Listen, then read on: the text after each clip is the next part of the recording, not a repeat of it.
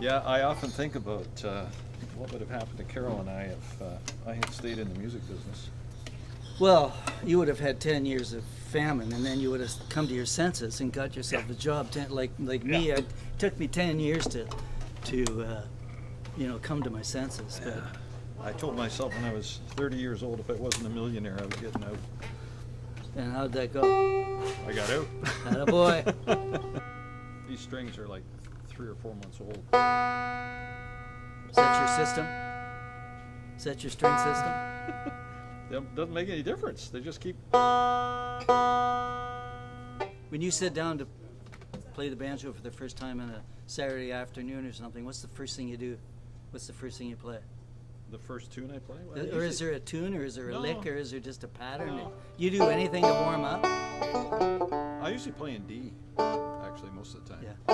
Is that D thing always been there, or is that later? Did that come later?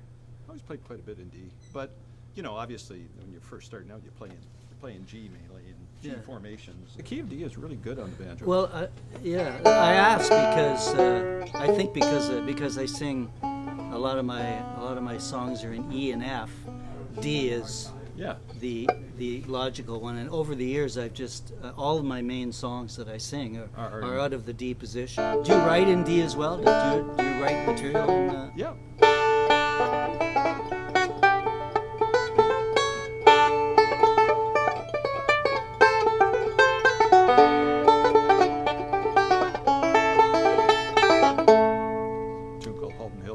Wrote a long time ago. Okay.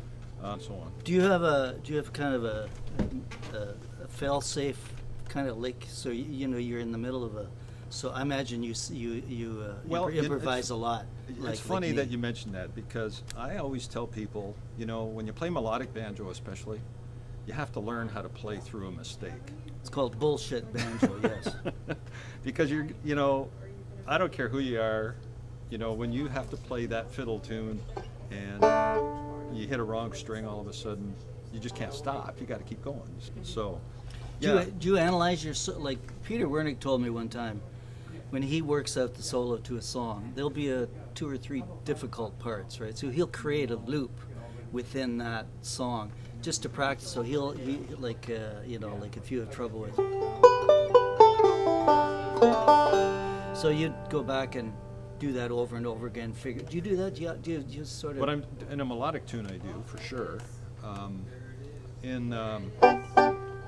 So you're saying Scruggs style comes more. It's a more spontaneous. Well, it's more spontaneous, but I mean, to do it properly, it's very difficult to play really good Scruggs style and play the song, play all that other stuff. My friend Douglas, who is not a bluegrass player, although he's a great rhythm guitar, really awesome. solid. Skill. You don't need any other instrument when he's playing rhythm. He plus he's a record producer and a writer. So when he's mixing the recordings that we do, he's frustrated. Not just him, actually. Danny Greenspoon produced our last CD. The same thing. Banjo plays all the time, he said. Why does it play all the time? So when he'd send me the mixes, the banjo wouldn't be there for the first time. But where the hell's the banjo? Yeah. He said, no, we don't need the banjo all the time. That has had a profound effect on my style the last 10 years. Now, I don't know if I could play with a bluegrass band today, because I love to sit back and kind of just hear and think, okay, how can I fit in? It's just a totally different approach. I've had to learn this over the last 10 years. With music, you have to have calm spots and you have to have swells, and it has It's to called move. Dynamics. Exactly. We get paid extra for that. Yeah. So in a bluegrass band, the dynamics on the banjo were like, okay, I'm going to be playing my break, or I'm going to be playing just chops in the background, or I'm going to be playing a little bit of backup licks, But in other, not real music, but other types of music. Oh, you said it, man. I heard it. types of I have music. it right here. Denis Lepage said bluegrass is not real music. That's not at all what I said. That's not correct at all. That's right. Did you hear that, John? I heard it. I'll tell you. In other kinds of It's music, going on YouTube, Facebook, Instagram, man. in other kinds of music, what happens is instruments will stop playing. Like they'll just, It's amazing, okay. isn't it? I think it really works, and I think bluegrass audiences are they like that. Emotion. It creates emotion in the absolutely. song, and bluegrass. You know, I was watching on YouTube the other day a J.D. Crowe version of his band, and they were singing around the single mic, and it was so goddamn tight. Yeah. It just got my heart. I looked at that. That's why I was excited at Carlisle all those years ago. Yeah, But I used to tell my students this, you know, you're better off playing a bad note in time than the right note out of time. yeah, for sure. Slows down. Well, every band has You its know. own pulse, don't you think? I mean, Yeah. I've had producers tell us that I know you're not playing in time, but it sure sounds like you're in time, you guys, because you're all playing. As long as everybody's, Doing the same you thing. know, it's an intuitive thing. You know, you follow Greg Street in a certain direction, and you know, anyway, it's great. Yeah, Playing yeah. with great players, it's not at all. That's right. I thought someday, if I ever get the budget for something, I always thought, and I don't think anyone's ever done it, but after playing Tom material, and that's a Stompin' Tom song, but after playing that material for so many years, and recording with them and all that, there is a bluegrass album of Stompin' Tom material, so that some of these songs could enter the domain of, you know, like Old Home Place that Dilders wrote that many years ago. So, I mean, Yeah. it's a standard, right? I think there's songs that Tom wrote that could easily be a standard, Yeah. but and they fit. I mean, they just work. So, but the difference between an Old Home Place and a Moon Man Newfie is totally different. These are totally different. You know, a lot of Tom songs are tongue in cheek. Yes. You know. Yes. And so you'd have to, in not all of them, but you'd have to approach a lot of them that way. David Zdrillik used to sing Gumboot Ploggeroo. Yeah. And which is the classic banjo bluegrass Yeah. Stompin' Tom song. Yeah. So, you know, I don't disagree with you. I think Yeah. there could be something there for sure. Yeah. My last royalty check from SOCAN, by the way, $3.04. Wow, man! You frame it? Not You bad, didn't huh? cash For it. a banjo. You didn't cash it, did you? Oh, yeah, well, direct deposit. Wow. That's not even a coffee That's, for Christ's there you go, sakes. folks. That's how much Yeah. money you can make as a Yeah. banjo player. Do you tune your head, by the way? No, but this one has been tuned. Well, Grant tuned it, eh? Grant yeah. tuned it. A flat. A flat. Yeah. Yeah. And do you notice a difference? Oh, Oh, this banjo sounds Unbelievable, so eh? good. Unbelievable. I mean, I like my 800, but like this banjo, every note just pops out at you. Yeah. I love this banjo. It's a joy, yeah. It's a Deering Calico for those who are Yeah. wanting to know. So this is a 1981 Gold Star that was purchased thanks to the Tommy Hunter show.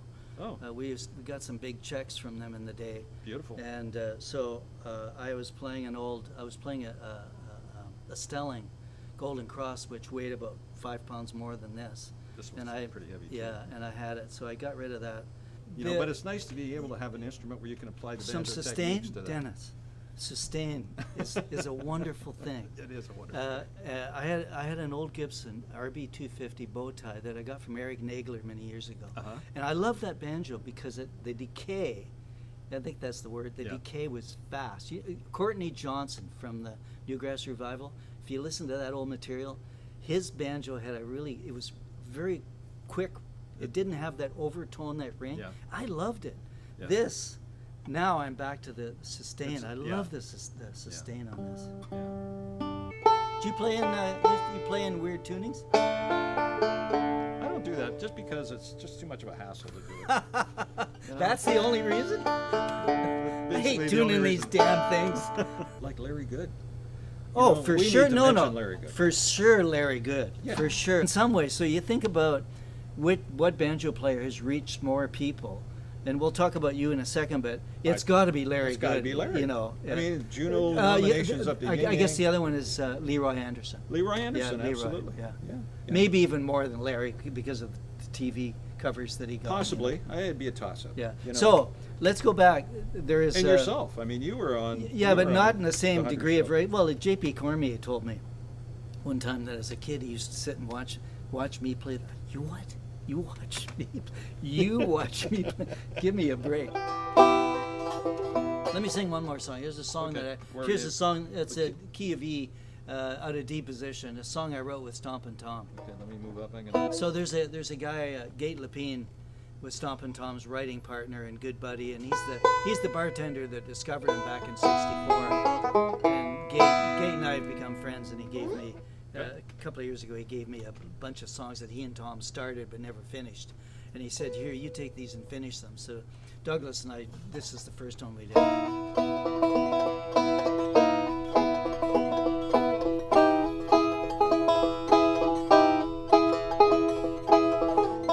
A river round Snarley's Hill. Snarley's got a gun and a dog named Bill. He's got a pretty daughter and he makes moonshine. I'm going to the river, gonna make her mine.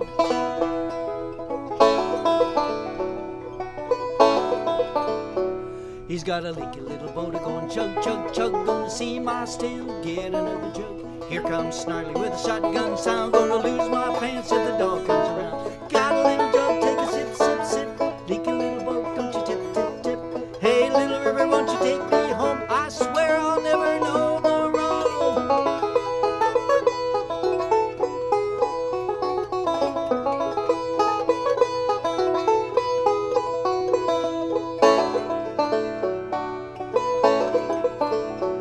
So we chug, chug back to the riverside. Love to make that gal my bride. Come on, Snarley, we ain't done. Bring your dog and that rusty gun.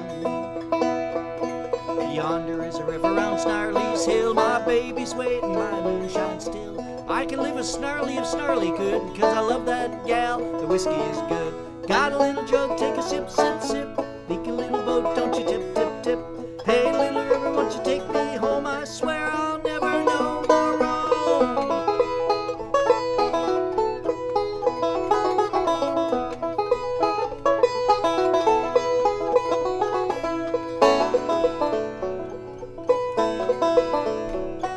Yonder is a river on Snarley's Hill. Snarley's got a gun and a dog named Bill. He's got a pretty daughter and he makes moonshine. I'm going to the river, gonna make her mine. Yeah, I'm going to the river, gonna make her mine. Go back to the...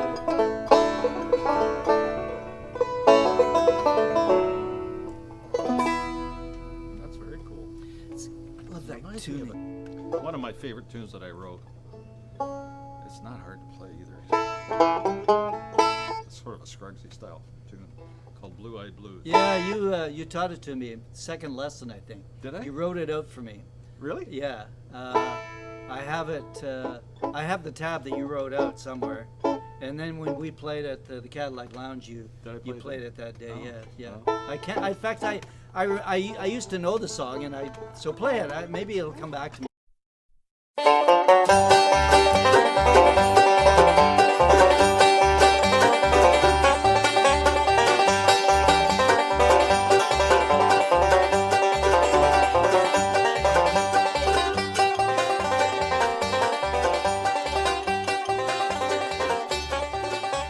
So thanks, man. Yeah, thank you. Yeah, thank you. Great fun.